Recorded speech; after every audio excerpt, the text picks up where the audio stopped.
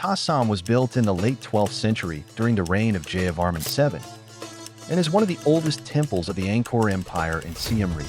The entire structure of the temple is made of sandstone and laterite.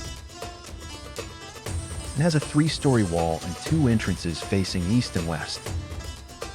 To the west of each gate are 4 large faces, the same as those of Bantik Day and Ta Prohm. Toeng Temple is located more than 15 kilometers from Siem Reap.